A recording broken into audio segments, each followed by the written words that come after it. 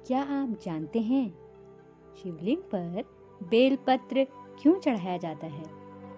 जब बात भगवान शिव की सबसे प्रिय चीजों की आती है तो उसमें सबसे पहले बेलपत्र का नाम आता है। यह बात तो हम सभी जानते हैं कि बेलपत्र भगवान शिव को बेहद प्रिय है और शिवलिंग पर बेलपत्र चढ़ाए बिना पूजा को पूर्ण नहीं माना जाता। ऐसी मान्यता है कि शिवलिंग पर बेलपत्र अर्पित करने से महादेव प्रसन्न होते हैं और श्रद्धालुओं को मनोवांछित फल की प्राप्ति होती है। इसलिए अगर आप भी भोलेनाथ की विशेष कृपा पाना चाहते हैं तो महाशिवरात्रि पर भगवान शिव को बेलपत्र जरूर चढ़ाएं। लेकिन आखिर भगवान शिव को बेलपत्र इतना प्रिय क्यों है?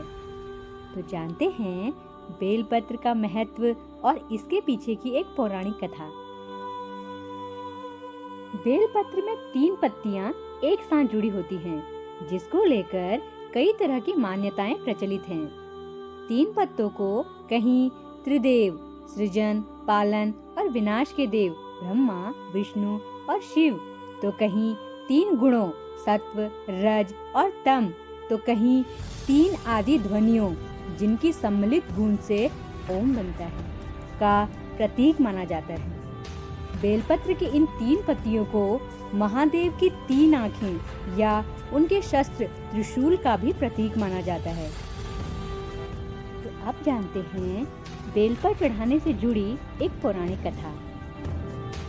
जब समुद्र मंथन के बाद विष निकला तो भगवान शिव ने पूरी सृष्टि को बचाने के लिए इस विष को अपने कंठ में धारण कर लिया। विष के प्रभाव से उनका कंठ नीला हो गया और उनका पूरा शरीर अत्यधिक गर्म हो गया, जिसकी वजह से आसपास का वातावरण भी जलने लगा। क्योंकि बेलपत्र विष के प्रभाव को कम करता है, इसलिए सभी देवी देवताओं ने बेलपत्र शिव जी को खिलाना शुरू कर दिया।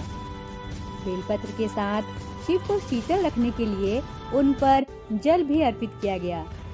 बेलपत्र और जल के प्रभाव से भोलेनाथ के शरीर में उत्पन्न गर्मी शांत होने लगी और तभी से शिव जी पर जल और बेलपत्र चढ़ाने की प्रथा चल पड़ी।